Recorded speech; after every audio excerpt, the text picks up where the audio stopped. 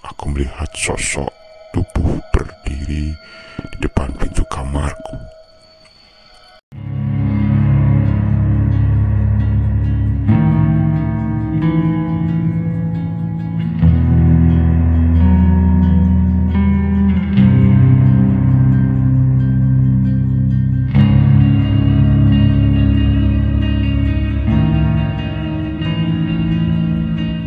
Jumpa kembali di episode terbaru dari Irasional TV.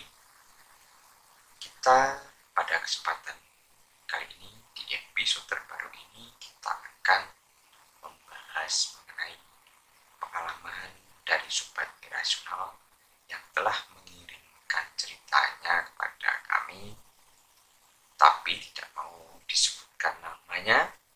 Pengalaman yang cukup bisa dibilang ya cukup menyeramkan. Oke, sebelumnya saya ingatkan kembali agar channel ini lebih berkembang, maka kami juga membutuhkan dukungan dari teman-teman. Jangan lupa klik subscribe, like, share, dan komen agar channel ini lebih berkembang.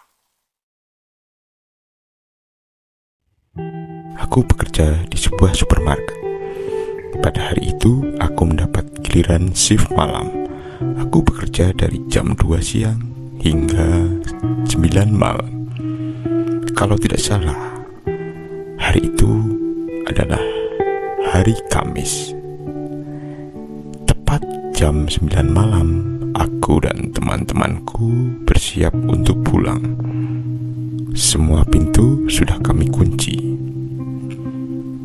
Aku bergegas mengambil motor yang diparkir tepat di samping gedung supermarket di mana aku bekerja. Ada yang aneh dengan motorku. Setelah ku periksa, ternyata ban belakang motorku kempes. Alamat aku harus menuntun motorku untuk mencari tempat tambal ban. Perlahan-lahan aku berjalan menuntun motorku menyusuri jalan Hos Cokro Aminoto hingga berbelok ke arah kanan, yaitu jalan Godean. Beberapa bengkel sudah tutup. Itu berarti aku berjalan lebih jauh lagi. Kakiku sudah merasa pegal. Tapi beruntung aku menemukan tempat tambal ban.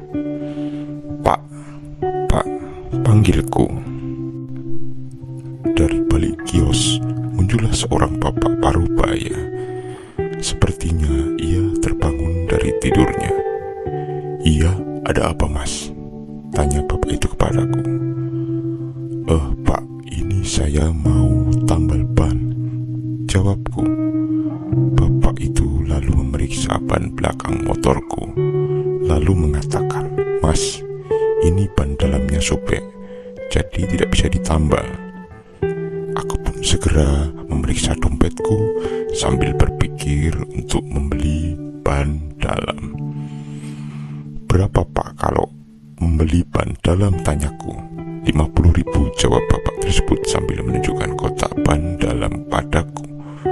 Kebetulan ada selembar uang 50.000 terselip di dompetku. Aku mengiyakan dan akhirnya bapak itu mengganti ban dalam motor kesayanganku. Sebentar saja bapak itu menyelesaikan tugasnya. Sudah mas, katanya. Segera aku membayarnya dan mengendarai motorku sambil bersyukur dalam hati. Waktu menunjukkan pukul 10.30. Namun jika ke arah barat, jalanan mulai senyap. Apalagi ke arah selatan, semakin sepi. Dari arah kejauhan aku mendengar sirine tanda sebuah kereta melintas. Dan benar saja, portal perlintasan kereta api tertutup. Aku pun menghentikan laju motorku. Kereta dari arah barat melaju ke arah timur dengan cepat. Saat berhenti, aku merasakan bahwa ada hawa yang berbeda. Tengkukku merasa kaku. Begitu portal perlintasan terbuka, kembali aku melanjutkan perjalanan.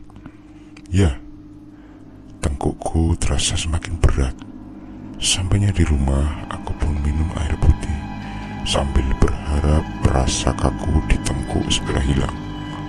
Namun ternyata air putih itu tak bisa mengobati rasa sakitku, hanya bisa mengobati rasa dahaga. Tengkukku masih saja kaku. Segera aku masuk dalam kamar, melepaskan seragam kerjaku dan berganti baju. Kumatikan lampu kamar dan akhirnya aku merebahkan badanku.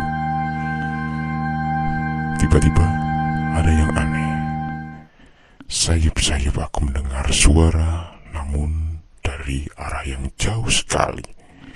Aku yakin itu adalah suara burung hantu.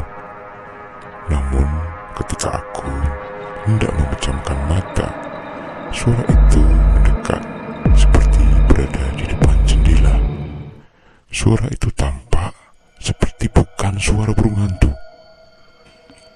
Suara itu adalah suara wanita yang menangis. Ya, suara tangisan wanita.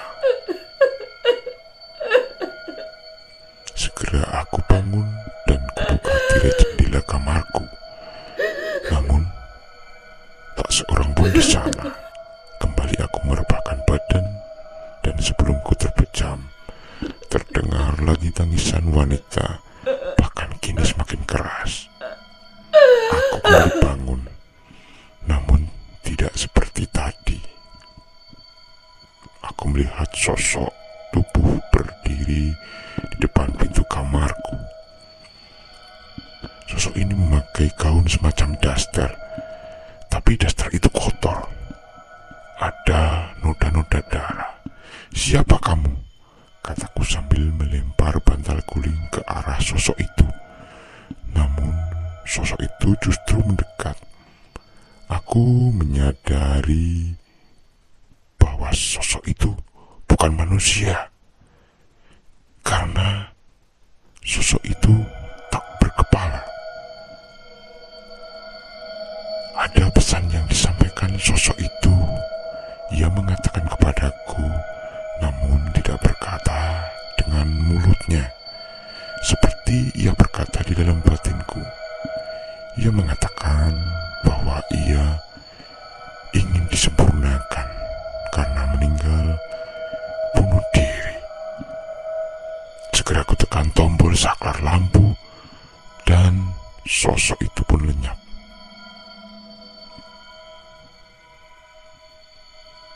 Nah, ada satu pertanyaan kepada Irasional TV. Apakah benar sosok yang kulihat adalah arwah orang yang tewas karena bunuh diri? Apa yang semestinya dilakukan ketika melihat sosok seperti ini? Sebelumnya saya mengucapkan terima kasih dan hormat saya kepada Irasional TV. Dari saya, Sobat Irasional. Setelah kita mendengar dari penuturan pengalaman dari Sobat Irasional ini, beliau menanyakan apakah benar sosok yang diceritakan adalah arwah orang yang tewas karena bunuh diri. Jawabannya tidak, karena menurut analisa kami sosok ini adalah jin yang menyerupai sosok yang atau sosok seorang yang bunuh diri. Jadi hanya menyerupai saja, cuman menakut-nakuti lah ibaratnya, karena sosok ini melihat gelombang Sobat Irasional yang ketakutan ini, lalu dia ikut gitu. Terus apa yang mesti dilakukan ketika melihat sosok seperti ini? Ya tenang dan jangan lupa berdoa. Jika Anda memiliki keyakinan akan Tuhan, maka ini juga akan pergi.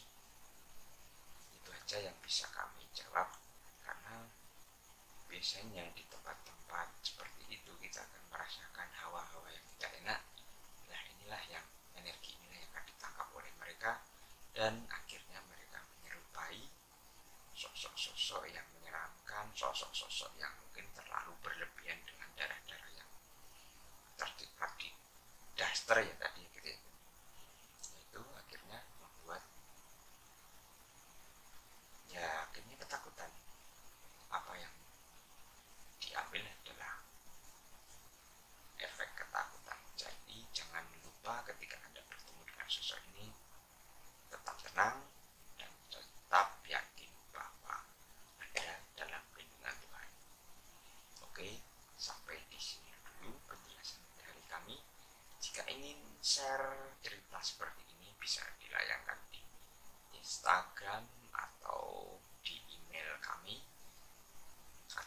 kolom komentar untuk tanya emailnya atau di kolom deskripsi. Oke, sampai jumpa di episode berikutnya.